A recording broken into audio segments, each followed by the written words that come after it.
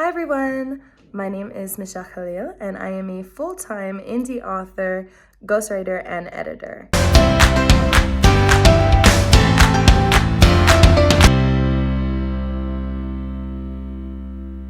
Today on this YouTube video, I'm going to be talking about some upcoming challenges that I'm going to be doing for the next couple of months with my writing, how I'm planning that all out, and what my goals are going to be. So first, what are these challenges?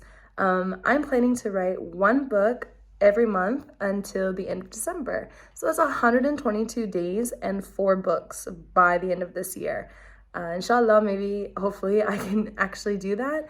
But I'm going to be working on my plan for September and starting that in a few days. So I want to get some books out that I already have in my head, and luckily I have like a bajillion book ideas already on my brain and the notes in my phone from when I was like 12. So let's talk about my planning first. So underneath my information about the book, I only have 4 columns, and this is to help me keep it simple and just quick and easy to write it down and highlight what I have.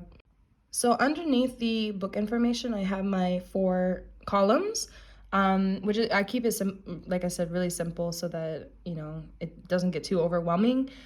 So here I have like the days, so I have it all the way written and then like flip over to the other side.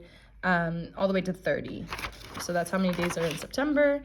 And then I have my target. So with this book, I've already written a little bit of this book.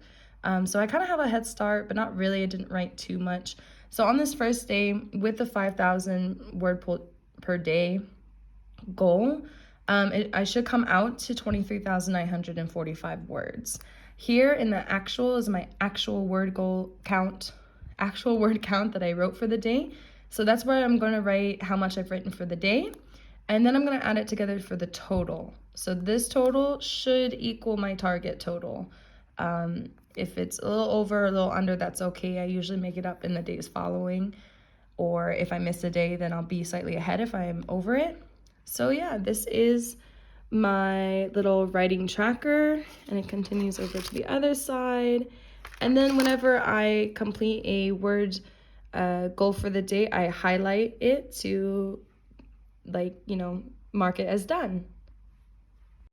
So that's like pretty simple, and I want to keep it simple so it doesn't become overwhelming or stressing me out or anything. So now on to my outlining, which is on Scrivener. Okay, so this is my Scrivener. I actually got this template like a long time ago for fiction writing in Scrivener, and I kind of forgot where I actually got it from, but I've modified it to be my own, sort of. I've kind of like deleted a lot of things and then kept only the most important things that I actually use. But I can link this template. I got it for free, so I can link this template on my website, and you guys can download it if you want to use it or not. So that's totally up to you. So first thing is that I actually keep my outline with my manuscript where I am writing as well. I like to keep them there because Scrivener has this thing where you can have a different window to reference what you're writing, and that's what I use. I reference the outline part that I'm writing with the manuscript part that I'm doing. So outline. Well, first I do like I try to keep it simple because you guys know by now that I don't like things to get complicated. And so this one I do use the general sketches part. I do the beginning of your outline, and these I only answer like with 1 or 2 sentences most likely. They really only need like 1 sentence to answer these questions, but I do answer these questions to kind of help me get started. With the premise, I sort of do this. I only do like the what if this happens or what if that happens, and this will keep me like trying to figure out my plot twists and everything like that.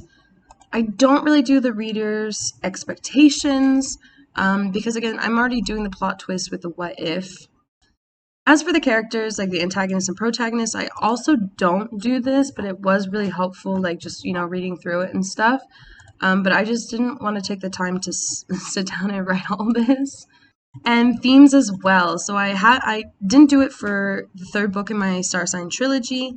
because the theme was already kind of in there in the first two books, but this also has some really helpful information about how to find your themes and your characters and what's your story's theme and everything like that. So for structuring my plot, my outline, I do use a color code for the outline. There is a color code for the manuscript, but I don't really do it because I don't like to see color when I'm writing.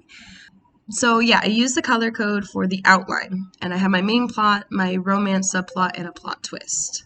So I divided it into like the 3-act structure, with 1A, 1B, 2A, 2B, 2C, and so on. And here I do chapter by chapter outlines. Chapter by chapter outlines help me so much because, like when I'm focusing on just writing one chapter, this is what I have to like follow through, and basically helps me keep going by chapter. I don't really do like an overall outline. I have to do it chapter by chapter, or else like I get lost and stuck where I need to be. So when I do the chapter by chapter outline, I do put the percentage like it was highlighted up here. And this helps me figure out how many words I need in each part, so that way I can keep everything like balanced and even and meet my goals. So this is where I put the outline. I do separate all of my big plot points, like the first plot point, pinch point, inciting incident, midpoint, all of that. I separate them into the separate little notepads, I guess you can call those. And I do type at least a paragraph, like 3 to 4 sentences for each one. And then I add them in here. You can see here I have chapter 5, inciting incident. That's where I would put like what I wrote in that paragraph out in bullet points. So plot holes. I do add to this when I'm writing my manuscript, not before really. So I'll just keep writing the plot holes that I find, either when I'm writing the outline, but also majority of the time when I'm writing the manuscript, I'll add it here. For the manuscript, the summary I do last, just in case anything changes, but I always do the summary last. And then here I divided it again into my different acts with the, the cute little colored flags. And I add the percentage as well to make sure that I'm meeting my word goal. And here you can see I wrote 18,000 words here. If that's going to be a 150,000 word book, that would be like 1 to 12%. Well, that would be 12%. So the hook I would keep as like one chapter all by itself. I would say here like chapter 1. Oh, I can't type. Chapter 1. And then I would add the chapter 2 below, and then another one under that, and so on. And this is, I write it out chapter by chapter, not scene by scene, like I know a lot of authors do. And yeah, so this is my Scrivener template. I've already outlined for my book, the third book that I'm writing in September, and then I've already outlined all the books that I'm going to be doing to the end of this year. So all of that is complete already in my Scrivener, and yeah. So I'm really excited to start my September challenge, and I want to see if it actually works for me, if I can actually do this, so we'll see if that works. If you guys have any questions about Scrivener, or if you have any questions about my plotting, my planning, whatever it is, you guys can drop a comment down below and I will answer it. And then if you guys want a writing buddy or anything, or try the challenge out with me, you can find me on Instagram and just drop me a message, and I would love that. I would love to have a writing buddy. So if you guys don't want to miss the next couple of videos where it will be me doing weekly updates on my challenge, and to see if this actually works out for me, hit the subscribe button and you guys can follow along. Thank you for watching my video today, and I hope you guys stick around for more videos, and I will see you next time. Ciao!